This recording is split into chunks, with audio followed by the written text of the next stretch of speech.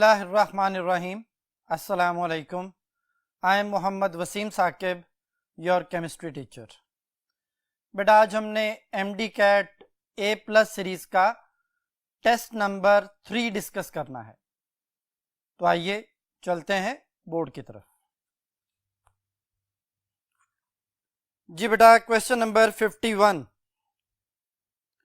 Which one of the following reaction is endothermic in nature. कहता है कौन सा रिएक्शन एंडोथर्मिक है जिसमें हीट रिक्वायर्ड हो और रिएक्शन जो है वो स्टार्ट हो। तो पहला रिएक्शन है NaOH plus HCl goes to NaCl plus water. बेटा जानते हैं कि एसिड बेस की जो न्यूट्रलाइजेशन है वो ऑलवेज एक्सोथर्मिक होती है, तो पहली ऑप्शन एक्सोथर्मिक रेट ऑफ ये जो एक्सोथर्मिक रिएक्शन है उसकी एग्जांपल बनती है। दूसरा reaction Fe2O3 plus aluminium goes to Al2O3 और आयरन Fe बन गया इसमें। ये भी बेटा एक्सोथर्मिक रिएक्शन है। इसमें जो एल्यूमिनियम ऑक्साइड है वो ज़्यादा स्टेबल ऑक्साइड है एज कंपेयर टू Fe2O3 के, तो जितना स्टेबल प्रोडक्ट बनेगा उतना वो हीट को रिलीज करेगा, तो ये भी एक्सोथर्मिक हो गया। Charlie option methane plus oxygen goes to carbon dioxide और वाटर है, तो बेटा ये कंबस्टन हो रही है, कंबस्टन भी हमेशा एक्सोथर्मिक होती है। तो पहली तीनों ऑप्शन जो हैं वो एक्सोथर्मिक हो गई। डेल्टा ऑप्शन देखें, कैल्शियम कार्बोनेट डीकंपोज हो रहा है और वो कैल्शियम ऑक्साइड और कार्बन डाइऑक्साइड में चेंज हो रहा है, तो डीकंपोजिशन हमेशा एंडोथर्मिक होती है। तो यहाँ पे ये जो कैल्शियम कार्बोनेट का टूट के कैल्शियम ऑक्साइड और कार्बन डाइऑक्साइड में चेंज होना है ये एंडोथर्मिक है और यही इसका आंसर है बेटा, डेल्टा ऑप्शन आंसर है जी। Question number 52, by the electrolysis of aqueous solution of sulfuric acid which of the following is deposited released at anode। पहली ऑप्शन है बेटा ऑक्सीजन, दूसरी हाइड्रोजन, तीसरी सोडियम और चौथी both A and B. Sodium तो आंसर नहीं हो सकता क्योंकि H2SO4 की बात हो रही है, उसमें तो सोडियम है ही नहीं, तो बाकी ऑप्शन को हम डिस्कस करते हैं। देखिए बेटा, जब H2SO4 आयोनाइज होता है वाटर में तो वो H आइन और सल्फेट आइन में चेंज हो जाता है। इसी तरह बेटा H2SO4 चूंकि एक्वस सॉल्यूशन में है तो वाटर के आइंस भी बनते हैं, जो वाटर के आइंस बने तो H आइन और OH आइन बन गए। अब बेटा नेगेटिव आइंस में जो एनोड के ऊपर जाके डिस्चार्ज होना है इलेक्ट्रॉन लूज करके डिफरेंट गैसेस में या डिफरेंट उसने प्रोडक्ट्स बनाने हैं, उसमें ज्यादा आप कह लें स्पीड जो है डिस्चार्ज होने की स्पीड OH की सल्फेट से ज्यादा है, तो OH बेटा जल्दी पहुंचेगा एनोड पे और OH के डिस्चार्ज होने से ऑक्सीजन गैस और वाटर बनता है, तो ऑक्सीजन गैस जो है वो एनोड पे रिलीज होगी। इस हवाले से हमारे पास जो आंसर बना बेटा वो अल्फा ऑप्शन बना कि oxygen is released at anode. दूसरी तरफ जो हाइड्रोजन है, जो बीटा ऑप्शन है, वो बेटा इन दोनों में दोनों H आइन है, ये दोनों ही कैथोड पे जाएंगे और वहां जाके गैस में इलेक्ट्रॉन गेन करके, कैथोड पे हमेशा रिडक्शन होती है, इलेक्ट्रॉन गेन करके ये हाइड्रोजन गैस में चेंज हो जाएंगे। तो अगर वो कैथोड सवाल में पूछता तो आंसर हाइड्रोजन होना था, लेकिन एनोड पूछा हुआ है तो अल्फा ऑप्शन इसका आंसर बन गया oxygen gas. Question number 53, an exothermic reaction is one which, exothermic reaction कौन सा होता है, एक्सो एग्जिट से है, थर्म हीट को कहते हैं, ऐसा रिएक्शन जिसमें हीट रिलीज होती है, एग्जिट होती है, उसमें से एवॉल्व होती है।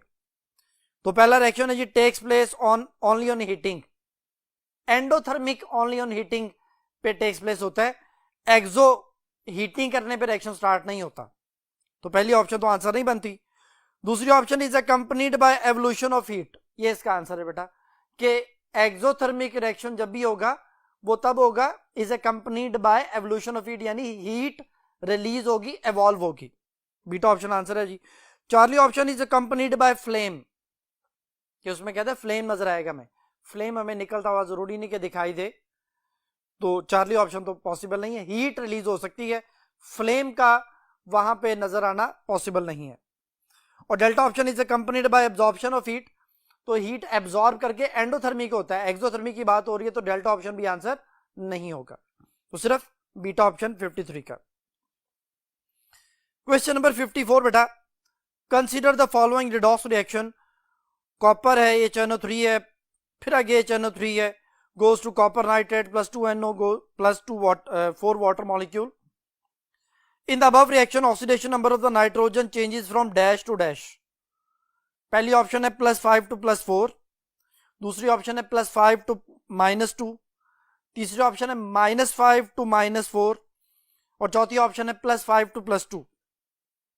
तो देखिए बेटा,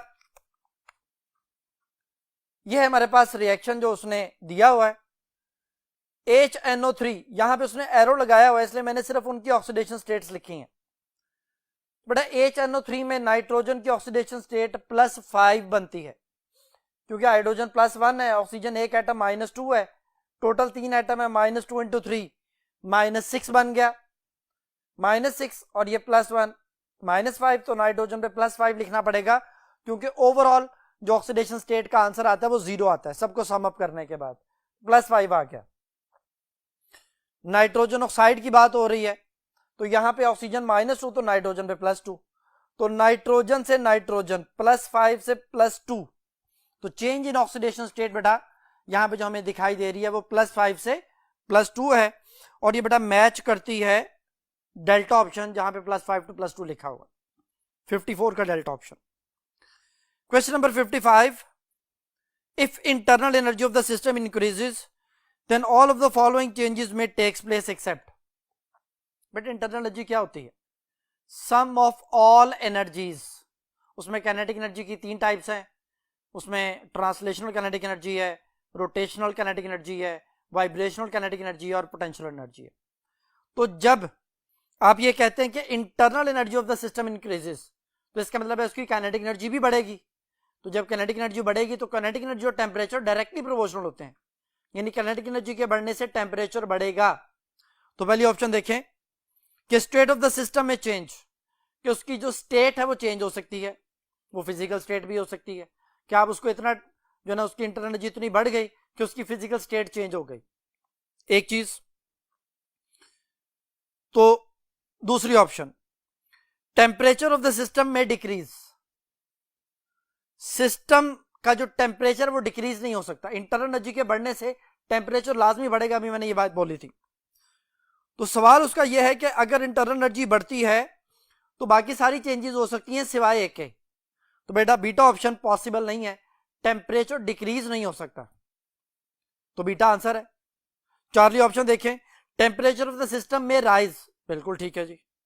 डेल्टा ऑप्शन है केमिकल रिएक्शन में टेक प्लेस, कि वो जो भी अगर गैसियस सिस्टम है, 2 गैसेज हैं, डिफरेंट गैसेज हैं, वो आपस में कंबाइन करेंगी, कोलाइड करेंगी और जो है प्रोडक्ट बन सकता है, तो केमिकल रिएक्शन हो सकता है, टेम्परेचर बढ़ सकता है, फिजिकल स्टेट चेंज हो सकती है, ये सारी चेंजेस ठीक है, लेकिन टेम्परेचर डिक्रीज नहीं हो सकता अगर इंटरनल एनर्जी बढ़े तो बीटा ऑप्शन 55 का आंसर हुआ जी। Question number 56, oxidation state of the chromium in K2Cr2O7, potassium dichromate में क्रोमियम की ऑक्सीडेशन स्टेट बेटा पूछी है। पहली ऑप्शन है +6, दूसरी ऑप्शन है +3, तीसरी ऑप्शन है +4 और चौथी ऑप्शन है +2। तो बेटा देखें, यह है जी पोटाशियम डाइक्रोमेट। पोटाशियम बेटा पहले ग्रुप में है, पहले ग्रुप की ऑक्सीडेशन स्टेट +1 फिक्स होती है, +1 लिखी, 2 एटम है, प्लस जो ना वो 1 को 2 से मल्टीप्लाई कर दिया, ऑक्सीजन एक एटम -2 है, total number of atom oxygen के 7 है, तो -2 × 7 -14 हो गया। क्रोमियम का हमने फाइंड आउट करना है, क्रोमियम के 2 एटम है, 2 × x, क्योंकि फाइंड आउट करना है तो x आ गया। अब इन सब का सम 0 आना चाहिए, तो +2 + 2x - 14 = 0। तो ये 14 इधर आ गया, पॉजिटिव हो गया, 2 इधर आके माइनस हो जाएगा, तो बेटा ये बन जाएगा 12 और 2 इधर आके डिवाइड हो जाएगा, तो आंसर आ जाएगा +6, यानी क्रोमियम की ऑक्सीडेशन स्टेट यहां पे बनी +6। तो ये हमारी जो ऑप्शन है ये बेटा ऑप्शन नंबर अल्फा, पहली ऑप्शन से मैच करती है, तो 56 alpha option. Question number 57, mark the incorrect statement. पहली ऑप्शन है जी, when the chemical reaction occurs energy is always transfer to the surrounding. बेटा केमिकल रिएक्शन की हीट चेंजेस के लिहाज से दो टाइप्स हैं, एक एक्सोथर्मिक, एक एंडोथर्मिक। एक्सोथर्मिक में हीट सिस्टम से सराउंडिंग की तरफ जाती है और एंडोथर्मिक में सराउंडिंग से सिस्टम की तरफ आती है। तो अल्फा ऑप्शन ही इनकरेक्ट है। वो क्या कह रहा है, वो कह रहा है कि when a chemical reaction occur energy is always transfer to the surrounding. हमेशा ट्रांसफर नहीं होती एनर्जी सराउंडिंग को, एंडोथर्मिक में सराउंडिंग से सिस्टम की तरफ आती है। तो पहली बात ही गलत हो गई।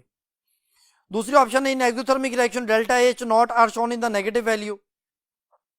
एक्सोथर्मिक में हम डेल्टा एच को नेगेटिव से शो करते हैं, ठीक है, अभी मैं इसको समझाता हूं नेगेटिव से क्यों शो करते हैं। चार्ली ऑप्शन में in endothermic reaction delta H are shown by positive value, ये भी ठीक हो गया।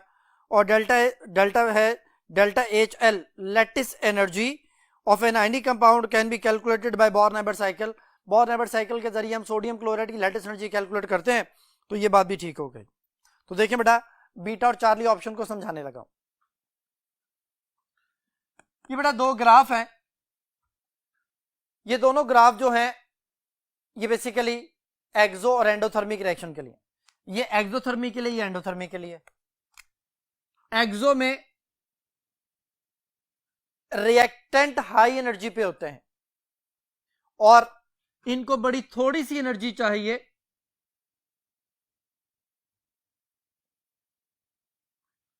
मैंने कंसीडर किया 20 किलो जॉल एनर्जी चाहिए रिएक्शन को स्टार्ट करने के लिए। The minimum energy required to start chemical reaction required for effective collision is called activation energy. तो एनर्जी ऑफ एक्टिवेशन के लिए इतनी एनर्जी चाहिए, फर्ज करें 20 किलो जॉल। अब रिएक्शन स्टार्ट हुआ, मैक्सिमम एनर्जी बाहर फेंकी, सराउंडिंग की तरफ फेंकी और लो एनर्जी पे प्रोडक्ट बना दिया। तो बेटा रिक्वायर्ड थी 20, रिलीज हुई 100, डिफरेंस कितना आया 20 माइनस 100, डेल्टा एच आ गया -80 किलो जूल। ये माइनस साइन इसलिए आया है कि ये एनर्जी रिलीज हो रही। यहां पे देखें ये एंडोथर्मिक है, इसमें रिएक्टेंट बहुत लो एनर्जी पे है, बहुत ज्यादा एनर्जी चाहिए रिएक्शन को शुरू करने के लिए। 100 किलो जूल एनर्जी रिक्वायर्ड थी रिएक्शन स्टार्ट करने के लिए। रिएक्शन स्टार्ट हुआ, थोड़ी सी एनर्जी बाहर फेंकी, फर्ज करें 20 किलो जूल एनर्जी बाहर रिलीज कर दी। अब डिफरेंस 100 माइनस 20, डिफरेंस आया पॉजिटिव 80 किलो जूल।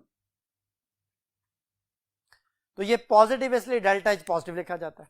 तो ये पॉजिटिव और नेगेटिव के साइन की रीजन बताइए आपको। तो बीटा और चार्ली बात ठीक थी, सिर्फ उसको कॉन्सेप्ट क्लियर करना था। 57 का आंसर बना alpha option. Question number 58, a chemical reaction which release energy to the surrounding are described as exothermic। कहते हैं केमिकल रिएक्शन जिसमें एनर्जी रिलीज होती है सराउंडिंग की तरफ, उसको एक्सोथर्मिक कहा जाता है, बिल्कुल ठीक है। In an exothermic reaction the temperature of the system increases, system का टेम्परेचर पहले बढ़ता है फिर बाहर की तरफ हीट रिलीज होना शुरू हो जाती है। विच of the following is not example of the exothermic reaction, कहता है कौन सा एग्जाम्पल नहीं है एक्सोथर्मिक रिएक्शन की। तो पहली ऑप्शन है the combustion of fuels, fuel की कंबस्टन, किसी भी चीज की कंबस्टन हमेशा एक्सोथर्मिक होती है, तो पहली बात तो एक्सोथर्मिक है। दूसरी ऑप्शन है the oxidation of carbohydrate, carbohydrate की ऑक्सीडेशन से बेटा कार्बन डाइऑक्साइड वाटर बनता है और कार्बन डाइऑक्साइड का बनना हमेशा एक्सोथर्मिक होता है, दूसरी बात भी सही हो गई। तीसरी चीज है फोटोसिंथेसिस, फोटोसिंथेसिस में लाइट की मौजूदगी में एक केमिकल रिएक्शन होता है पौधों में, उसे हम फोटोसिंथेसिस कहते हैं। चूंकि उसमें लाइट होगी तो रिएक्शन होगा, और लाइट क्या है, it is a form of energy, यानी एनर्जी की वजह से रिएक्शन हो रहा है, तो जिसमें एनर्जी रिक्वायर्ड हो वो एंडोथर्मिक हो जाता है। तो फोटोसिंथेसिस एक एंडोथर्मिक रिएक्शन है, तो चार्ली ऑप्शन एंडोथर्मिक हो गया और यही इसका आंसर है बेटा। डेल्टा ऑप्शन है reaction of sodium with water, sodium को पानी में फेंकें तो बहुत ज्यादा हीट रिलीज होती है, क्योंकि सोडियम के वाटर से रिएक्शन से NaOH plus hydrogen gas release होती है प्लस लॉट ऑफ हीट। वो जो हीट है वो हाइड्रोजन गैस को मिलती है और हाइड्रोजन गैस को पानी के ऊपर ही आग लग जाती है, तो it is very exothermic reaction. तो ये बात ठीक हो गई, डेल्टा भी एक्सो है, अल्फा बीटा भी एक्सो है, सिर्फ चार्ली जो है वो एंडोथर्मिक है। क्वेश्चन नंबर 59 बेटा, lattice energy is the energy release when one mole of ionic compound is formed from its gaseous ion. यहां तक बेटा लेटेस्ट एनर्जी की डेफिनेशन है कि जब एक मोल आयनिक कंपाउंड को बनाया जाता है उसके गैसियस आयन से। ये लेटेस्ट एनर्जी की डेफिनेशन हो गई। विच of the following factors affect the latest energy. कहते हैं लेटेस्ट एनर्जी को कौन कौन सी चीजें अफेक्ट करती हैं।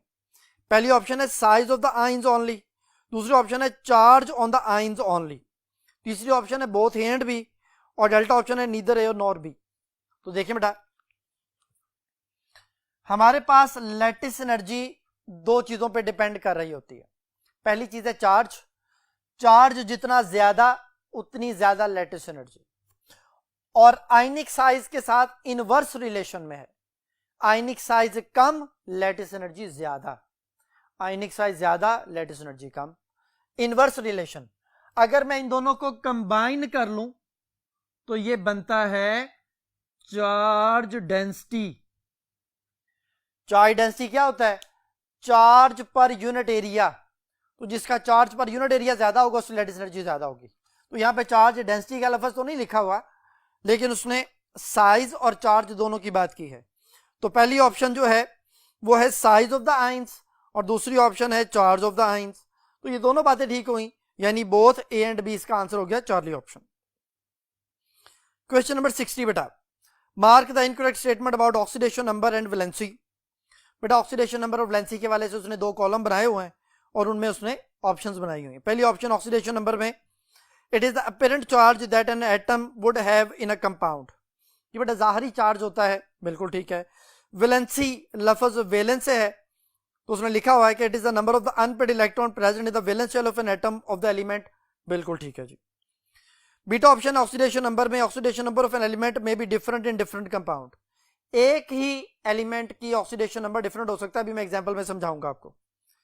और valency of an element is usually fixed, valency आमतौर पे फिक्स होती है, बिल्कुल ठीक हो गया। चार्ली ऑप्शन है oxidation number of an element मे और मे नॉट बी फ्रैक्शनल। तो ऑक्सीडेशन नंबर कहता है कि फ्रैक्शनल हो भी सकता, नहीं भी हो सकता। अच्छा जी, वैलेंसी ऑफ एन एलिमेंट में बी फ्रैक्शनल। वैलेंसी बेटा कभी फ्रैक्शनल नहीं हो सकती, वैलेंसी हमेशा होल नंबर होती है।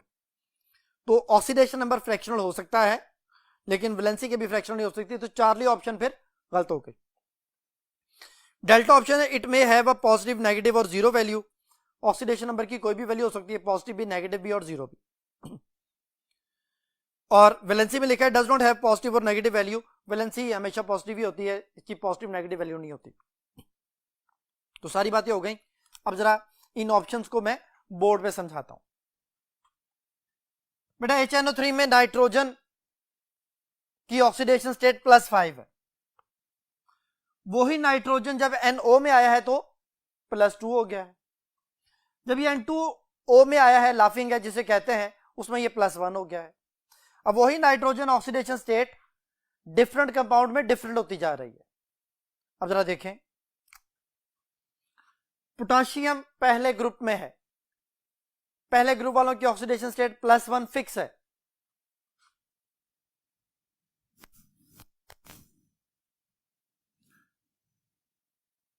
ऑक्सीजन पे आप -2 लिखेंगे, ये हो गया नॉर्मल ऑक्साइड। लेकिन पोटाशियम नॉर्मल ऑक्साइड नहीं बनाता, सुपर ऑक्साइड बनाता है। अब जरा देखें, ये 2 जो है इधर आता है, यानी अब अगर आप इस तरह से लिखें, क्योंकि हमने जो ऑक्सीडेशन स्टेट होती है उसको नंबर ऑफ एटम से मल्टीप्लाई करना होता है। अगर ये -2 हो तो ये 2 से मल्टीप्लाई होके -4 हो जाए। पोटाशियम पे तो +1 फिक्स रहनी है, तो आंसर कभी 0 नहीं आएगा। तो फिर ऑक्सीजन की ऑक्सीडेशन स्टेट हमें चेंज करनी पड़ेगी। ऑक्सीजन की ऑक्सीडेशन स्टेट बेटा जो है ना हमारे पास -1/2 बनेगी। ये 2:2 से कैंसिल होगा, -1 +1 टोटल आंसर 0 हो जाएगा। अब ऑक्सीजन की ऑक्सीडेशन स्टेट हो गई फ्रैक्शन में, पॉइंट में। तो वो जो बात ऑक्सीडेशन नंबर में लिखी हुई थी वो क्या थी? वो लिखी हुई थी कि ये एक ही एलिमेंट की डिफरेंट कंपाउंड में डिफरेंट हो सकती है, इट कैन बी फ्रैक्शनल। ये फ्रैक्शनल हो सकती है, ये पॉजिटिव हो सकती है, ये नेगेटिव हो सकती है, कोई भी हो। तो ये सारी बातें जो ऑक्सीडेशन नंबर के वाले से थी वो बेसिकली मैंने एक्सप्लेन की हैं। बहरहाल 60 का जो आंसर है वो चार्ली ऑप्शन है। जो वैलेंसी के हवाले से गलत बात लिखी हुई है, ऑक्सीडेशन नंबर के हवाले से बात ठीक लिखी हुई थी, चार्ली आंसर है जी। Question number 61, all of the following are functions of salt bridge in galvanic cell except. कहते हैं गैल्वेनिक सेल में सॉल्ट ब्रिज के बाकी सारे फंक्शंस हैं सिवाय एक के। पहली option, it is used to maintain flow of the electric current through external circuit, के ये मेंटेन करता है करंट को। जो सॉल्ट ब्रिज है ये बेसिकली सर्किट कंप्लीट करता है, एक्सटर्नल सर्किट में इलेक्ट्रॉन मूव करते हैं और सॉल्ट ब्रिज में आयंस मूव करते हैं, इस तरह सर्किट कंप्लीट होता है। तो इसकी वजह से एक्सटर्नल सर्किट में इलेक्ट्रॉन मूव किए। अगर सॉल्ट ब्रिज ना होता तो 1 सेकंड के बाद बैटरी खत्म, क्योंकि सर्किट कंप्लीट नहीं हो रहा। तो पहली बात सही हो गई। दूसरी option, it is used to maintain electrical neutrality in the cell. जब एक कंटेनर के अंदर जिसके अंदर ऑक्सीडेशन हो रही है उसके अंदर पॉजिटिव आयंस बढ़ते जा रहे होते हैं और जिस कंटेनर के अंदर रिडक्शन हो रही है उसके अंदर नेगेटिव आयंस बढ़ते जा रहे होते हैं। अगर हम जिंक और कॉपर की बात करें तो एक कंटेनर में जिंक आयन बढ़ते जाते हैं, दूसरे कंटेनर में सल्फेट आयन बढ़ते जाते हैं। तो जो हमारे पास सॉल्ट ब्रिज है वो क्या काम करता है, वो सल्फेट आयन को उठा उठा के जिंक वाले कंटेनर में फेंकना शुरू कर देता है। तो इस तरह वो दोनों कंटेनर के आयंस को न्यूट्रलाइज कर रहा होता है, basically to maintain the neutrality, कि दोनों तरफ पॉजिटिव नेगेटिव आयन की तादाद बराबर रहे। तो दूसरी ऑप्शन भी ठीक हो गई। तीसरी option, it is used to mix both solution. ये सॉल्यूशंस को मिक्स नहीं होने देता, ये सिर्फ आयंस को मूव करता है। तो तीसरी बात गलत हो गई और डेल्टा ऑप्शन बोथ एंड भी वो तो ठीक है। तो बाकी सारी बातें ठीक है सिवाय चार्ली ऑप्शन के, और वही इसका आंसर है जी। क्वेश्चन नंबर 62 बेटा, heat of the neutralisation of the strong acid with the strong base is equal to the delta H of. Neutralisation की डेफिनेशन क्या है कि when 1 mole of H ion from acid and 1 mole of OH ion from base combine together to form water. तो बेटा देखें, पहली option में H ion और OH ion मिलकर वाटर बना रहे हैं, दूसरी ऑप्शन में वीक एसिड है स्ट्रॉन्ग बेस है, तीसरी ऑप्शन में वाटर और H ion लिखा हुआ है, और चौथी ऑप्शन में हाइड्रोजन गैस और ऑक्सीजन गैस को मिला के वाटर बनाया गया। तो H ion और OH ion जो कि न्यूट्रलाइजेशन का बेसिक कॉन्सेप्ट है वो सिर्फ अल्फा ऑप्शन में है, और वही इसका आंसर है बेटा। Question number 63, equation involving 4 enthalpy changes as shown. कहते 4 एंथैल्पीज हमें जो ना वो शो की गई हैं। पहली ऑप्शन है sodium gas to sodium gaseous ion plus electron, एक इलेक्ट्रॉन लूज कर दिया, उसके एंथैल्पी को नाम दिया W। फिर सोडियम गैस से सोडियम +2 गैसियस आयन बनाया है और 2 इलेक्ट्रॉन निकल गए, उसकी एंथैल्पी को X बोला गया है। सोडियम सॉलिड से सोडियम गैसियस आयन बनाया गया है, सॉरी सोडियम सॉलिड से सोडियम गैसियस एटम बनाया गया है, इसकी एंथैल्पी को Y कहा गया है। सोडियम सॉलिड से सोडियम गैसियस आयन बनाए हुए हैं +2 और 2 इलेक्ट्रॉन लूज करके, डेल्टा HZ उसकी एंथैल्पी का नाम रखा हुआ। What is the second ionisation energy of the sodium. पहली ऑप्शन है X-Y, दूसरी ऑप्शन है Y-W, तीसरी X-W और चौथी Z-Y। तो बेटा देखें जरा, ये जो ऑप्शन हमारे पास है सिर्फ जो रिलेटेड थी मैंने वो लिख ली है। सोडियम से अगर डायरेक्टली 2 इलेक्ट्रॉन निकाले जाएं तो एंथैल्पी है डेल्टा HX। सोडियम, ये दोनों गैसियस हैं, सोडियम गैसियस एटम से 1 इलेक्ट्रॉन निकाला जाए तो उसकी एंथैल्पी है W। तो हमने सेकंड आयोनाइजेशन एनर्जी निकालनी है। ये हमारे पास है फर्स्ट आयोनाइजेशन एनर्जी और ये है सेकंड आयोनाइजेशन एनर्जी। तो हम सिर्फ सेकंड आयोनाइजेशन एनर्जी निकालना चाहते हैं। ये डायरेक्ट 2 इलेक्ट्रॉन निकाले हुए हैं तो यहां से हमारे पास सेकंड आयोनाइजेशन एनर्जी नहीं आएगी। सेकंड मतलब ये आप इसे सेकंड आयोनाइजेशन एनर्जी ना कहें, ये कहें कि 2 इलेक्ट्रॉन निकालने के लिए ये एनर्जी है हमारे पास। हम बेसिकली निकालना चाहते हैं सिर्फ सेकंड आयोनाइजेशन एनर्जी क्या है। तो बेटा इसमें से ये वाली अगर माइनस कर दी जाए, 2 इलेक्ट्रॉन जब निकालेंगे उसमें से 1 इलेक्ट्रॉन अगर माइनस कर दें तो बाकी जो बच जाएगा वो ये होगा X-W, यानी 2 इलेक्ट्रॉन में से 2 इलेक्ट्रॉन की जो वैल्यू है उसमें से आपने 1 इलेक्ट्रॉन की वैल्यू को माइनस कर दिया तो ये सिर्फ 1 इलेक्ट्रॉन यानी सेकंड इलेक्ट्रॉन की आयोनाइजेशन एनर्जी आ जाएगी, सिर्फ और सिर्फ। ये डायरेक्ट 2 इलेक्ट्रॉन है, हम उसमें से सिर्फ ये निकालना चाहते हैं कि 1 इलेक्ट्रॉन निकला हो और उसमें से मजीद एक और इलेक्ट्रॉन निकालना हो, सेकंड आयोनाइजेशन एनर्जी। तो इस तरह बेटा माइनस करके इसको हम कैलकुलेट कर सकते हैं। तो इसका आंसर बना x माइनस W और ये ऑप्शन है Charlie option. Question number 64, which of the following is not considered a system?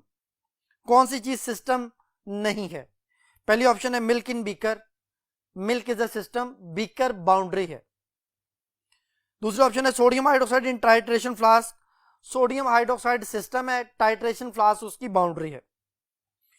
तीसरी ऑप्शन है zinc plus dilute sulphuric acid in a test tube, zinc और डाइल्यूट H2SO4 जो है ये सिस्टम है और टेस्ट ट्यूब उसका बाउंड्री कहलाएगी।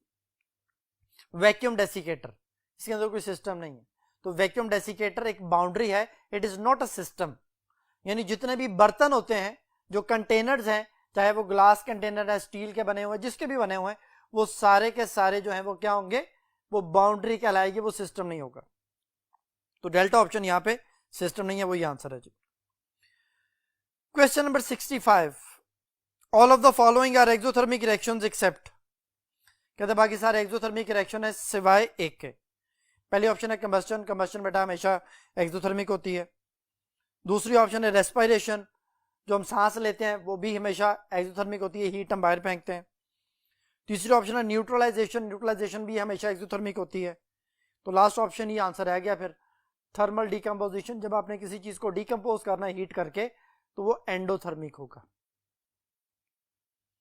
Question number 66, identify the incorrect statement.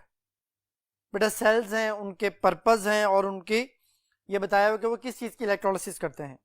तो डाउन सेल आप सेकंड ईयर में पढ़ के आते हैं, ये सोडियम की प्रिपरेशन के लिए, सोडियम की एक्सट्रैक्शन के लिए है और इसमें मोल्टन NaCl यूज करते हैं। पहली ऑप्शन ठीक है। बीटा ऑप्शन है नेल्सन सेल, ये भी सेकंड ईयर में सेकंड चैप्टर में है, इसमें हम NaOH को मैन्युफैक्चर करते हैं, मैन्युफैक्चर ऑफ NaOH पर्पस लिखा हुआ है और 30% NaCl का सोल्यूशन होता है जिसको ब्राइन सोल्यूशन कहा जाता है, ये भी ठीक हो गया। तीसरी ऑप्शन है हॉल बिरॉल्ट प्रोसेस, बेटा हॉल बिरॉल्ट प्रोसेस जो है उसमें लिखा हुआ एक्सट्रैक्शन ऑफ एल्यूमिनियम, ठीक है। आगे लिखा हुआ है bye the electrolysis of fused bauxite, ठीक है, in the presence of molten dolomite. Dolomite हम बॉक्साइट में यूज नहीं करते, हम बॉक्साइट की जो ना जब इलेक्ट्रोलिसिस कर रहे होते हैं तो हम उसके अंदर फ्यूज्ड क्रायोलाइट यूज करते हैं। क्रायोलाइट होता है Na3Al(F6), वो यूज किया जाता है। डोलोमाइट होता है CaCO3 और MgCO3, वो यूज नहीं किया जाता। तो चार्ली ऑप्शन थर्ड कॉलम में जाके गलत हो गई, तो यही इनकरेक्ट स्टेटमेंट, हमने यही बताना था इनकरेक्ट कौन सी है जी, चार्ली ऑप्शन हो गई। डेल्टा ऑप्शन देखें, electrolytic cell, purification of copper, electrolytic copper from blistered copper, हम कॉपर को हासिल करते हैं ब्लिस्टर्ड कॉपर से। इम्प्योर कॉपर का एनोड बनाया जाता है। A thin sheet of pure copper is used as a cathode, copper sulphate is used as electrolyte. तो ये बात भी ठीक है बेटा, इसको देखें, ये बेटा इम्प्योर कॉपर है, इसे कॉपर आयन उतरते हैं, कॉपर पॉजिटिव आयन बन के इसे उतरते हैं, सोल्यूशन में आते हैं, सोल्यूशन में आने के बाद ये कैथोड की तरफ भागते हैं और कैथोड प्योर कॉपर का बना होता है, बारीक सी शीट होती है, उसके ऊपर जाके ये कॉपर डिपॉजिट होता जाता है, इस तरह हम कॉपर को एक्सट्रैक्ट करते हैं। तो ये डेल्टा बात भी सही हो गई, सारी बातें ठीक हो गई सिवाय चार्ली के। 66 का चार्ली आंसर है। Question number 67, standard enthalpy change delta H naught can be. Standard enthalpy change कैसे मेजर होती है? पहली ऑप्शन है measured experimentally by calorimetric method only, ठीक है। दूसरी ऑप्शन है calculated by Hess's law only, ठीक है। तो चार्ली ऑप्शन है बोथ ए एंड बी। जो तो डायरेक्ट कैलोरीमीटर से मेजर होते हैं वो भी ठीक है, जो डायरेक्टली कैलोरीमीटर से मेजर नहीं होते उनके लिए हम हेसिस लॉ यूज करते हैं, वो बात भी ठीक है। तो बोथ ए एंड बी बेटा इसका आंसर होगा चार्ली ऑप्शन। जी बेटा जी, नेक्स्ट क्वेश्चन को सॉल्व करने के लिए हम नेक्स्ट बोर्ड की तरफ चलते हैं। जी बेटा नेक्स्ट क्वेश्चन है question number 68, which of the following ionic compound has smaller value of lattice energy. पहली ऑप्शन है लिथियम क्लोराइड, दूसरी ऑप्शन है सोडियम क्लोराइड, तीसरी ऑप्शन है पोटाशियम क्लोराइड, चौथी ऑप्शन है सीजियम क्लोराइड। बेटा अभी कुछ देर पहले हमने डिस्कस किया था कि लैटिस एनर्जी दो चीजों पे डिपेंड करती है, चार्ज और आयनिक साइज पे। क्लोरीन बेटा सब में सेम है, तो अब हम पॉजिटिव आयन के चार्ज और साइज के हवाले से इसको देखेंगे। तो अगर मैं आयनिक साइज की बात करूं तो lattice energy is inversely proportional to ionic size. जिसका आयनिक साइज ज्यादा उसकी लैटिस एनर्जी कम। तो देखें यहां पर हमारे पास लिथियम, सोडियम, पोटाशियम और सीजियम, ये चार ऑप्शंस हैं। बेटा ये हमारे पास ग्रुप है और हम जानते हैं कि ग्रुप में जो एटॉमिक साइज है, आयनिक साइज है, वो इंक्रीज होता है।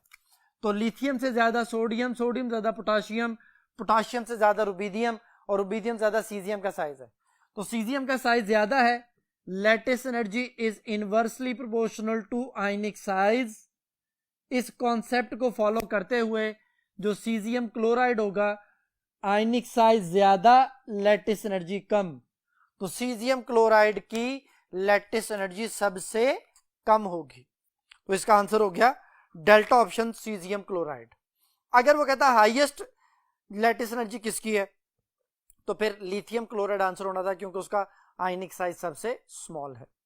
बहरहाल अभी आंसर है डेल्टा ऑप्शन। क्वेश्चन नंबर बेटा 69, द सेल वोल्टेज और EMF measures the force with which electron move in the external circuit. ये बेटा सेल्फ जो ना वो ईएमएफ की डेफिनेशन है। And therefore measure the tendency of the cell reaction to take place, और कहते हैं इसकी मदद से हम रिएक्शन को जो ना वो कैरी आउट करवाते हैं। If cadmium to cadmium ion और मर्करी आयन टू मर्करी, उसने हमें उनके पोटेंशियल्स की वैल्यू दी हुई है, then the value of E naught cell is. तो बेटा देखें ये चीज लिखी है और ये चीज लिखी है, इसका मतलब क्या है? इसका मतलब है कैडमियम से कैडमियम आयन बन रहा है। तो कैडमियम से कैडमियम आयन का बनना यह है कि वो इलेक्ट्रॉन लूज कर रहा है। तो जब वो इलेक्ट्रॉन लूज कर रहा है तो वो कौन सा प्रोसेस हो रहा है? लॉस ऑफ इलेक्ट्रॉन को आपने कैसे याद करना है? LEO. LEO mean loss of electron is called oxidation. और दूसरा मरकरी आयन से मरकरी बन रहा है, यानी मरकरी इलेक्ट्रॉन गेन करता है। इलेक्ट्रॉन की गेनिंग जर, gain of electron is called reduction. तो यहां रिडक्शन हो रही है। तो पहला ऑक्सीडेशन पोटेंशियल है, दूसरा रिडक्शन पोटेंशियल है। तो फिर आपने क्या करना होता है? आपने सिंपली जो ई नॉट सेल होता है उसमें जो भी ऑक्सीडेशन पोटेंशियल है और जो भी रिडक्शन पोटेंशियल है, इन दोनों को ऐड करना होता है, सिंपली ऐड करना है। तो ऐड करने से हमारे पास क्या आएगा? 0 + 6 6 आ गया, ये 8 और 4 12 हो गया। तो 1.26 वोल्टेज हमारे पास आंसर आ गया। हम इन ऑप्शंस को देखते हैं जी। पहली ऑप्शन है 1.16, ये तो आंसर नहीं बनता। दूसरा ऑप्शन है 1.26, यही इसका आंसर है बेटा। चौथी ऑप्शन है -1.26, गलत हो गया। डेल्टा ऑप्शन है -1.16, ये भी गलत हो गया। तो बीटा ऑप्शन बेटा इसका आंसर है 1.26। जी बेटा क्वेश्चन नंबर 70 है, which pair of the element described by the proton number will react together most exothermically. कहते हैं कौन सा पेयर है जो सबसे ज्यादा हीट रिलीज करके रिएक्शन करेगा? तो बेटा वो पेयर सबसे ज्यादा हीट रिलीज करेगा जिसमें मेटल ऐसी होगी जो जल्दी इलेक्ट्रॉन लूज करे, या मेटल जरूरी नहीं है, ऐसा एलिमेंट जो इलेक्ट्रॉन लूज करे और दूसरा जल्दी से गेन करे। तो देखें पहली ऑप्शन है उसमें प्रोटॉन नंबर दिया है, proton number mean atomic number है 2 और 8। दूसरी ऑप्शन है 3 और 10। तीसरी ऑप्शन है 12 और 16। चौथी ऑप्शन है 19 और 9। तो देखें जरा 2 और 8, 2 एटॉमिक नंबर बेटा हीलियम का। हीलियम तो नोबल गैस है, वो तो रिएक्शन ही नहीं करेगी। तो हीलियम और ऑक्सीजन, 8 एटॉमिक नंबर ऑक्सीजन का था, रिएक्शन नहीं होना। फिर दूसरी ऑप्शन है 3 और 10, 3 एटॉमिक नंबर है लिथियम का और 10 है नियॉन का। नियॉन भी नोबल गैस हो गई, ये ऑप्शन भी कैटेगरी से बाहर। चारली ऑप्शन है 12 और 16। 12 है बेटा मैग्नीशियम का और 16 है सल्फर का। मैग्नीशियम सल्फर रिएक्शन करते हैं लेकिन ये एक्सोथर्मिक नहीं होता, यानी हीट रिलीज नहीं होती, या ज्यादा आप कह सकते हैं हीट रिलीज नहीं होती। फिर डेल्टा ऑप्शन पे आते हैं। 19 और 9, 19 है पोटाशियम का एटॉमिक नंबर। पोटाशियम अच्छी मेटल है, जल्दी इलेक्ट्रॉन लूज करती है, more electropositive, less ionisation energy. और फ्लोरीन का एटॉमिक नंबर है 9, फ्लोरीन जल्दी से इलेक्ट्रॉन गेन करेगा, इलेक्ट्रॉन गेन एंथैल्पी फ्लोरीन की ज्यादा है। तो ये रिएक्शन जो होगा ये सबसे ज्यादा एक्सोथर्मिक होगा, क्योंकि इसमें हीट ज्यादा रिलीज होगी, पोटाशियम ज्यादा इलेक्ट्रॉन लूज करना चाहता है और फ्लोरीन जल्दी इलेक्ट्रॉन गेन करना चाहती है। तो इसका आंसर हुआ delta option 19 and 9। Question number 71, which of the following is the weakest reducing agent. पहली ऑप्शन है फ्लोराइड, दूसरी है क्लोराइड, तीसरी ब्रोमाइड, चौथी आयोडाइड। तो बेटा रिड्यूसिंग एजेंट क्या होता है, रिड्यूसिंग एजेंट की डेफिनेशन क्या है, देखें जी।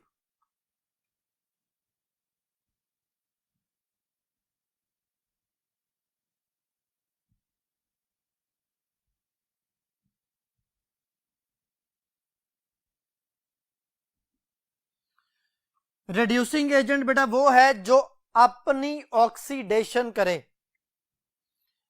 अपनी ऑक्सीडेशन से मुराद क्या है, ऑक्सीडेशन की डेफिनेशन अभी आपको बोली थी, loss of electron is called oxidation, LEO से याद करना है। तो अपने इलेक्ट्रॉन लूज करना, अब अपने इलेक्ट्रॉन कौन लूज करेगा, जिसका एटॉमिक साइज ज्यादा होगा, न्यूक्लियस का होल्डर नहीं होगा। तो देखें आयोडाइड आइन लार्जर नेगेटिव आइन है हैलोजेंस में, जल्दी से इलेक्ट्रॉन लूज करेगा। फिर दूसरे नंबर पे ब्रोमाइड, फिर क्लोराइड, और जो इलेक्ट्रॉन बिल्कुल लूज नहीं करेगा, जल्दी से इलेक्ट्रॉन लूज नहीं कर सकता, वो फ्लोराइड है। यानी फ्लोराइड जो है वो हमारे पास सबसे एंड पे आ गया। तो ये मैंने ऑर्डर लिखा है इनके रिड्यूसिंग एजेंट का या स्ट्रेंथ का, कि सबसे अच्छा रिड्यूसिंग एजेंट, सबसे जल्दी अपनी ऑक्सीडेशन करने वाला आयोडाइड आइन है। ये स्ट्रॉन्गेस्ट हो गया और ये वीकेस्ट हो गया, तो फ्लोराइड वीकेस्ट है। और बेटा यही हमारा सवाल है, आप देखें जरा क्वेश्चन को, 71 में कहता है विच of the following is the weakest reducing agent, तो फ्लोराइड इसका आंसर हो गया। अगर वो स्ट्रॉन्गेस्ट कहता तो डेल्टा ऑप्शन होता आयोडाइड।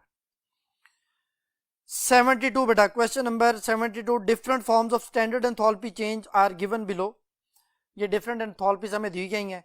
पहली ऑप्शन है एंथैल्पी ऑफ सॉल्यूशन, आगे उसने लिखा हुआ है कि इट में बी पॉजिटिव और नेगेटिव, यानी इट में बी एंडोथर्मिक और exothermic.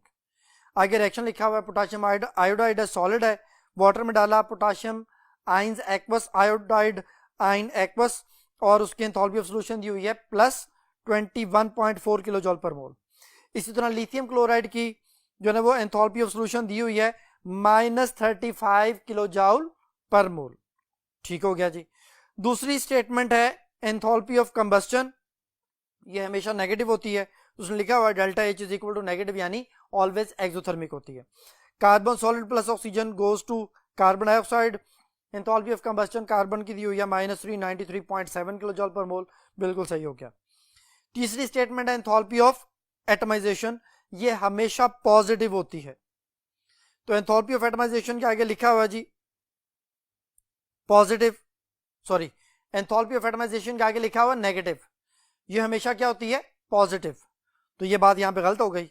1/2 H2 gas goes to H gaseous atom delta H, और आगे लिखा हुआ -218 जो है वो किलो जॉल पर मोल, ये गलत हो गया। ये हमेशा पॉजिटिव होती है, क्योंकि आप एक चीज को तोड़ रहे हैं, तोड़ने के लिए एनर्जी रिक्वायर्ड है, तो ये चीज गलत हो गई। चौथी स्टेटमेंट एंथैल्पी ऑफ न्यूट्रलाइजेशन, आगे लिखा हुआ नेगेटिव, एंथैल्पी ऑफ न्यूट्रलाइजेशन हमेशा नेगेटिव होती है, यानी एक्सोथर्मिक होती है। ठीक है, H ion plus OH ion goes to water, enthalpy of neutralisation है -57.4 किलो जॉल पर मोल, तो बिल्कुल ठीक हो गया जी। आगे उसने HCl और NaOH की एग्जांपल दी हुई है, वो उस तरह भी लिख सकते हैं, और पहली स्टेटमेंट H आइन और OH आइन में भी लिख सकते हैं। ये पहली, दूसरी और चौथी स्टेटमेंट ठीक हुई। जो तीसरी स्टेटमेंट है वो गलत है। उसने पूछा which of the above statement is are correct, तो 1 और 2 ओनली लिखा है पहली ऑप्शन में, गलत। 2 और 3 गलत होगी जी। चार्ली ऑप्शन है 1, 2 और 4, ये सही है, और सवाल भी यही है, तो आंसर भी यही हो गया। और डेल्टा ऑप्शन है 1, 2, 3, 4, ये भी गलत हो गया। तो सारी ऑप्शन गलत है सिवाय चार्ली के, चार्ली ऑप्शन सही हो गई जी। क्वेश्चन नंबर 73 बेटा, stronger oxidizing agent greater is the, जी बेटा नेक्स्ट क्वेश्चन को सॉल्व करने के लिए हम नेक्स्ट बोर्ड की तरफ चलते हैं। जी students, question number 73, stronger the oxidizing agent greater is the, पहली ऑप्शन है स्टैंडर्ड ऑक्सीडेशन पोटेंशियल, दूसरी ऑप्शन है रिडॉक्स पोटेंशियल, तीसरी ऑप्शन है स्टैंडर्ड रिडक्शन पोटेंशियल, चौथी ऑप्शन है ईएमएफ ऑफ द सेल। तो बेटा देखें, ये मैंने दो रिलेशन लिखे हैं। हमारी बुक में चूंकि सारे रिडक्शन पोटेंशियल दिए गए हैं तो उसी हवाले से हम बात करते हैं। रिडक्शन पोटेंशियल के साथ ऑक्सीडाइजिंग स्ट्रेंथ या ऑक्सीडाइजिंग एजेंट डायरेक्ट रिलेशन में होता है। जितना रिडक्शन पोटेंशियल ज्यादा उतना अच्छा ऑक्सीडाइजिंग एजेंट, और रिडक्शन पोटेंशियल के साथ रिड्यूसिंग एजेंट इनवर्सली प्रोपोर्शनल होता है। तो अभी हमारे काम का सिर्फ पहला जो है ना वो रिलेशन है कि ऑक्सीडाइजिंग एजेंट वो अच्छा जिसका रिडक्शन पोटेंशियल ज्यादा, उसे आप रिडक्शन पोटेंशियल कह लें या स्टैंडर्ड रिडक्शन पोटेंशियल कह लें, एक ही बात है। तो फिर इस क्वेश्चन नंबर 73 का आंसर हुआ Charlie option, standard reduction potential. जी बेटा नेक्स्ट क्वेश्चन है question number 74, in the electrolysis of the aqua solution of potassium nitrate KNO3 which of the following is deposited released on the anode by using inert platinum electrode। अब बेटा वो कह रहा है कि हमने पोटेशियम नाइट्रेट का एक्वा सॉल्यूशन लिया है। एक्वा सॉल्यूशन में जाहिर बात है वो आयोनाइज हुए होंगे, पोटेशियम आयन होंगे, नाइट्रेट आयन होंगे, और उसी वक्त वाटर के आयन्स भी होंगे, H आयन और OH आयन। अच्छा जी, वो कहता है कि एनोड पे कौन सी चीज आके डिपॉजिट या रिलीज होगी। तो देखिए बेटा, मैंने यहाँ पे दो इलेक्ट्रोड बनाए हैं, ये नेगेटिव वाला कैथोड है और पॉजिटिव वाला एनोड है। अब पोटेशियम नाइट्रेट के आयन्स बने पोटेशियम और नाइट्रेट, इसी तरह उसी वक्त वाटर के आयन्स भी बने, क्योंकि जो चीज भी वाटर में आयनाइज होती है वाटर की आयनाइजेशन भी ट्रिगर हो जाती है। ये बन गया जी। अब हमने पहले सवाल में दूसरे सवाल में जो हमने डिस्कस किया था वो ये डिस्कस किया था कि भाई कौन से आयन जल्दी जाके अपने अपने इलेक्ट्रोड पे डिपॉजिट होते हैं। तो अभी एनोड की बात हो रही है, एनोड की।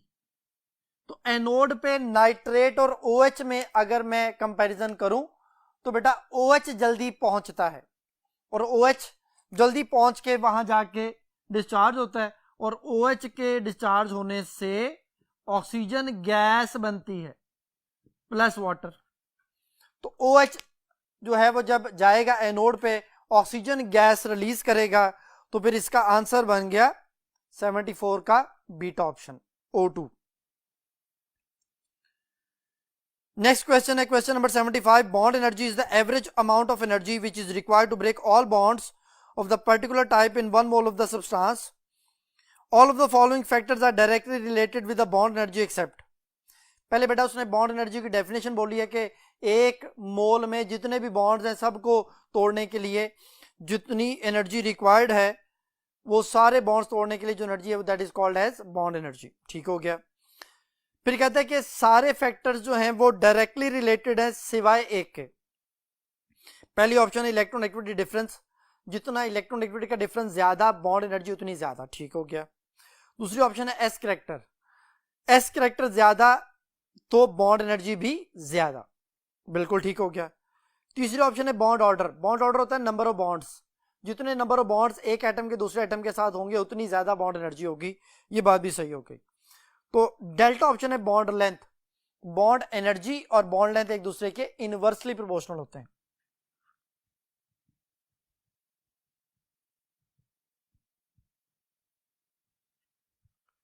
तो ये डायरेक्ट रिलेशन में नहीं है बल्कि इनवर्सली प्रोपोर्शनल है, और उसने यही पूछा था कि कौन सा डायरेक्टली रिलेटेड नहीं है। तो इसका आंसर क्या हुआ, delta option bond length. Next question बेटा question number 76, mark the incorrect statement about Hess's law.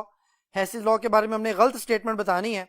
पहली ऑप्शन है Born Haber cycle is an application of Hess's law, बिल्कुल ठीक है। दूसरी option it is applicable for one step और more than one step reaction, ये जो है वन स्टेप पे भी और more than one step reaction पे अप्लाई होता है, बिल्कुल ठीक है। It is another form of second law of thermodynamics, गलत, ये चार्ली बात गलत हो गई। डेल्टा ऑप्शन है heat of formation and heat of solution can be determined with the help of it.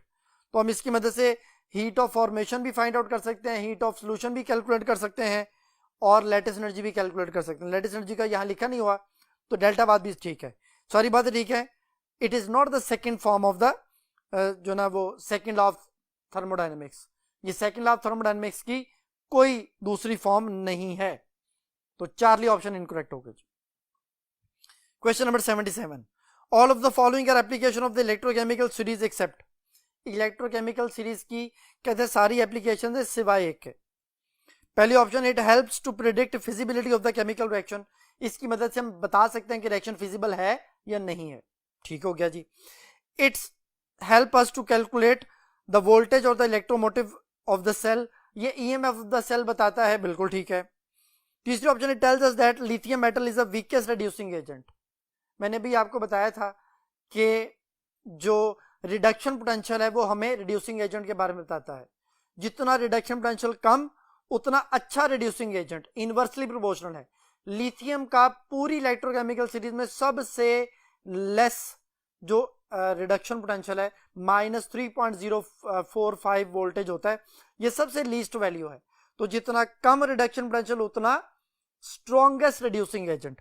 तो लिथियम सबसे स्ट्रॉन्गेस्ट है, उसने यहां पे वीकेस्ट लिख दिया है, गलत हो गया जी। और last option, it tells us about the relative chemical reactivity of the metals. Reactivity के साथ जो है वो रिडक्शन पोटेंशियल इनवर्सली प्रोपोर्शनल है। जितना रिडक्शन पोटेंशियल कम, रिएक्टिविटी उतनी ज्यादा। तो हाइड्रोजन से ऊपर सब मेटल्स की जो रिडक्शन पोटेंशियल है वो नेगेटिव में है, तो उन सब की रिएक्टिविटी ज्यादा होती है। हाइड्रोजन से नीचे सबका रिडक्शन पोटेंशियल पॉजिटिव है, उनकी रिएक्टिविटी कम होती है, तो वो इनवर्स रिलेशन में है। तो ये बात भी सही हो गई। तो अल्फा बीटा डेल्टा सारी ठीक है, चार्ली ऑप्शन इनकरेक्ट लिख दिया उसने, और यही इसका आंसर है। Question number 78, on the electrolysis of the brine solution 30% NaCl solution, which of the following is deposited released at cathode। पहली ऑप्शन है हाइड्रोजन, दूसरी है सोडियम, तीसरी ऑक्सीजन, चौथी क्लोरीन। तो देखिए बेटा, ये सोडियम क्लोराइड का सोल्यूशन है, ब्राइन सोल्यूशन, एक्वा सोल्यूशन है। तो सोडियम क्लोराइड आयोनाइज होगा, वाटर भी आयोनाइज होगा। अब बात हो रही है कैथोड की, कैथोड है नेगेटिव प्लेट। तो सोडियम और हाइड्रोजन में अगेन इलेक्ट्रोकेमिकल सीरीज हमारी हेल्प करेगी, जो सीरीज में जितना नीचे उतनी जल्दी अपनी रिडक्शन करेगा।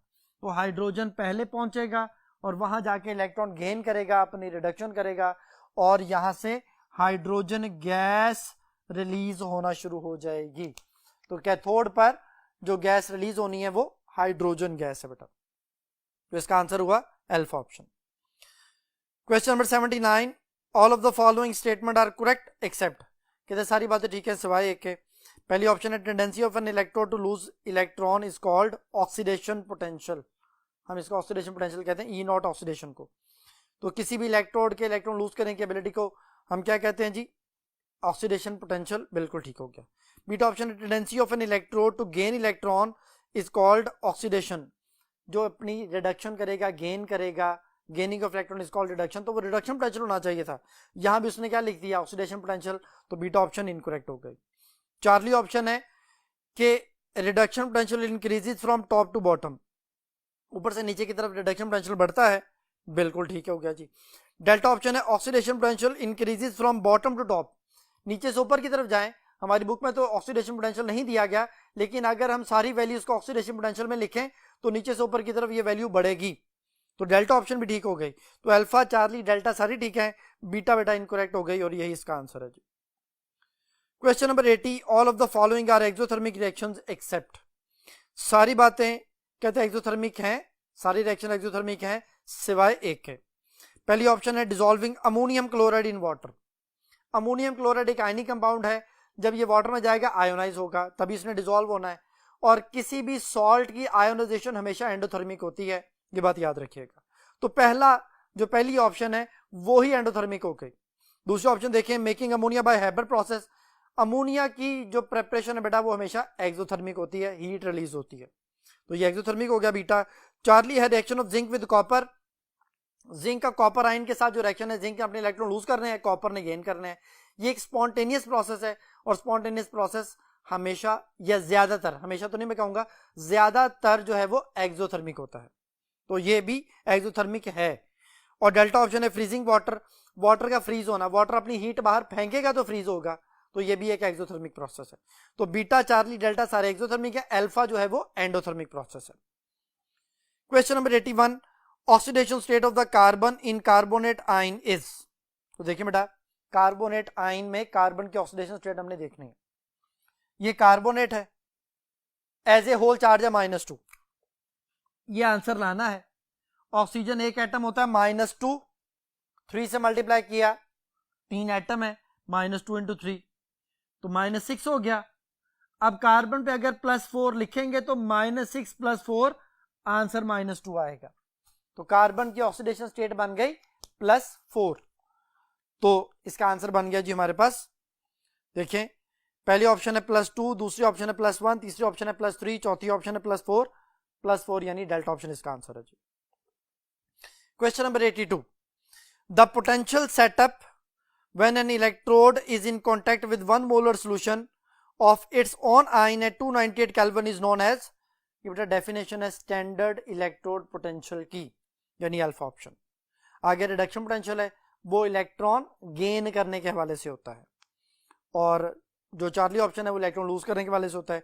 यहाँ पे जो स्टेटमेंट उसने लिखी है ना इलेक्ट्रॉन गेनिंग की बात की है ना लूजिंग की बात की है, और स्टैंडर्ड रिडॉक्स पोटेंशियल जो है वो दोनों सेल्स को जो है ना जोड़ के बनता है। तो सिर्फ अल्फा ऑप्शन इसका आंसर बना 82 का जी बेटा जी। Question number 83, in any measurement of the standard electrode potential the zinc electrode is joined electrolytically with the standard hydrogen electrode and a galvanic cell is established। कहते हैं कि जिंक को आपने स्टैंडर्ड हाइड्रोजन इलेक्ट्रोड के साथ जोड़ा है और एक गैल्वेनिक सेल बन गया है। अच्छा जी, in this cell which statement is incorrect, कहते हैं इस सेल के हवाले से कौन सी बात गलत होगी। पहले जरा मैं इसको बना लूं फिर हम इसकी स्टेटमेंट को पढ़ते हैं। देखिए बेटा,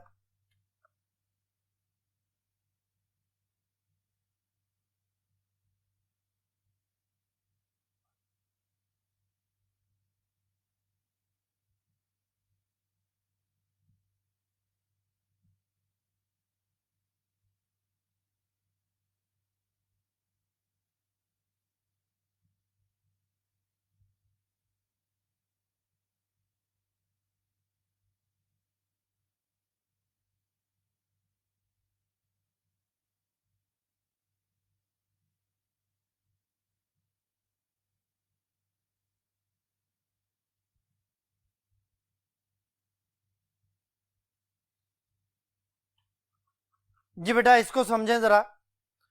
जिंक को आपने 1 मोलर जिंक सल्फेट के सोल्यूशन में डिप किया होता है।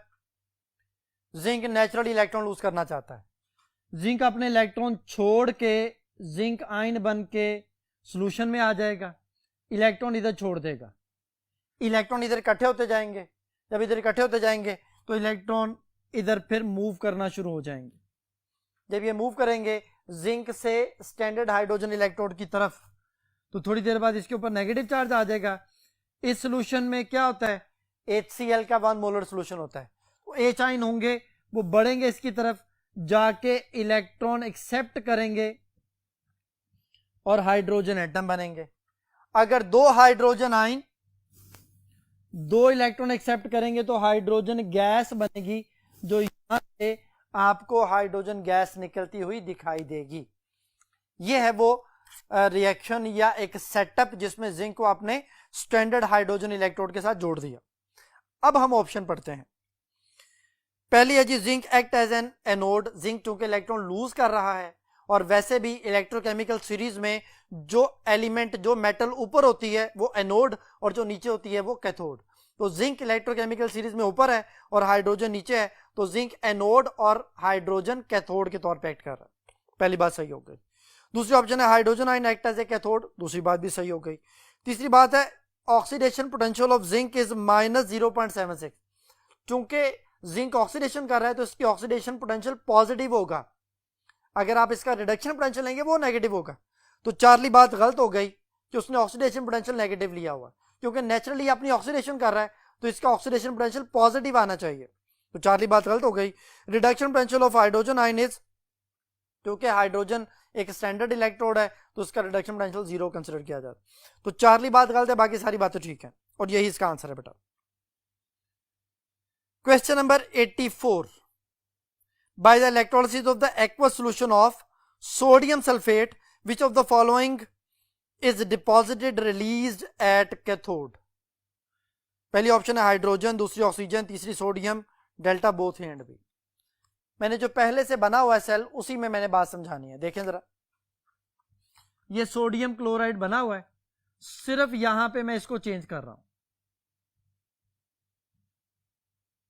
अब उसने हमसे क्या पूछा है, कैथोड, वही वाली बात कि सोडियम और हाइड्रोजन आयन, वो जो हाइड्रोजन आयन वाटर से आए हैं, सोडियम सल्फेट का एक्वस सोल्यूशन है, सोडियम आयन बन गए, सल्फेट आयन बन गए, वाटर के भी आयन बन गए, H ion OH ion. H ion sodium से ज्यादा जल्दी पहुंचेंगे कैथोड पे और वहां से हाइड्रोजन गैस रिलीज होना शुरू हो जाएगी। तो इसका मतलब ये हुआ कि यहां पे भी कैथोड पे हाइड्रोजन गैस ही हासिल होगी। तो आंसर हो गया alpha option hydrogen. Last question है बेटा, question number 85, which of the following transition metal in the aqua solution is not colourless. कहता है कौन सा कलरलेस नहीं है। तो बेटा पहली ऑप्शन है स्कैंडियम, ये स्कैंडियम +3 है। दूसरी ऑप्शन है जिंक +2, तीसरी ऑप्शन है कॉपर +2 और चौथी है टाइटेनियम +4। तो बेटा याद रखिएगा, मैं यहाँ पे कुछ मेटल्स लिख रहा हूं, उनके हवाले से बात करता हूं, फिर हम आंसर की तरफ आते हैं। स्कैंडियम +3, टाइटेनियम +4, वेनेडियम +5, ये याद करना है। ये 3 मेटल आयन है जिनके डी के अंदर कोई इलेक्ट्रॉन नहीं होता, D0। जब डी के अंदर इलेक्ट्रॉन नहीं है तो वो जो डी ट्रांजिशन होती है जिसकी वजह से एनर्जी एब्जॉर्ब होती है और फिर बाद में एमिट भी होती है, वो यहां पे है ही नहीं, वो चक्कर ही नहीं यहां पे। यानी ये वाले स्कैंडियम +3, टाइटेनियम +4 और वेनेडियम +5, इनके जब एक्वा सोल्यूशन होंगे तो ये एक्वा सोल्यूशन में कोई कलर शो नहीं करेंगे, क्योंकि कोई लाइट एब्जॉर्ब नहीं करे, कोई कलर एब्जॉर्ब नहीं करे, तो एमिट भी कुछ नहीं करना। नेक्स्ट देखें,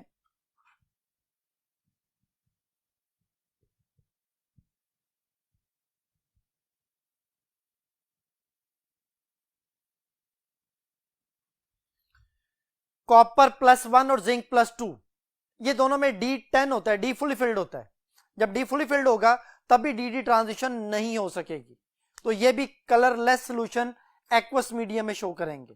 तो ये 5 मेटल आयंस हैं जो कि आपने याद करने हैं, स्कैंडियम +3 और टाइटेनियम +4, वेनेडियम +5, जिंक +2, कॉपर +1। अब देखें, पहली ऑप्शन है स्कैंडियम +3, ये तो कलर शो नहीं करेगा।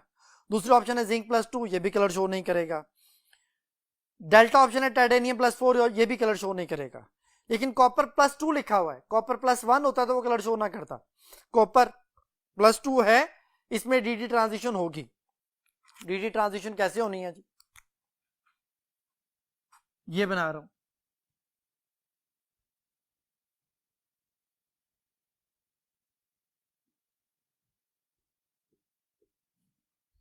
ये डी के 5 ऑर्बिटल्स हैं। कॉपर +2 का मतलब है कि कॉपर में डी के अंदर 9 इलेक्ट्रॉन होंगे, एक इधर और बाकी सब में 2-2 इलेक्ट्रॉन। 9 इलेक्ट्रॉन में से बेटा लो एनर्जी पे 6 आ जाएंगे और हाई एनर्जी पे 3 आएंगे। ऊपर हाई एनर्जी पे 1 इलेक्ट्रॉन की जगह खाली है, यहां से 1 इलेक्ट्रॉन एक्साइट होगा और बाद में डी एक्साइट होगा। एक्साइट होते हुए वो कोई कलर एब्जॉर्ब करेगा, उसका हमें नहीं पता, जब वापस आए तो उसने कलर एमिट करना है, वो हमें नजर आना है, तो ये कोई ना कोई कलर शो करेगा। तो इसलिए कॉपर +2 जो है वो कलर्ड सोल्यूशन शो करेगा, बाकी सबका कलरलेस सोल्यूशन होगा, जैसा वाटर का होता है कि सारी लाइट ट्रांसमिट हो जाएगी, उसमें से कोई कलर एब्जॉर्ब नहीं होगा, इसलिए एमिट भी कुछ नहीं होगा। तो इसका आंसर बना चार्ली ऑप्शन, कॉपर +2। ये था बेटा आज का टेस्ट। उम्मीद है कि आपको ये सारी बातें समझ आ गई होंगी। नेक्स्ट टेस्ट तक के लिए अल्लाह हाफिज।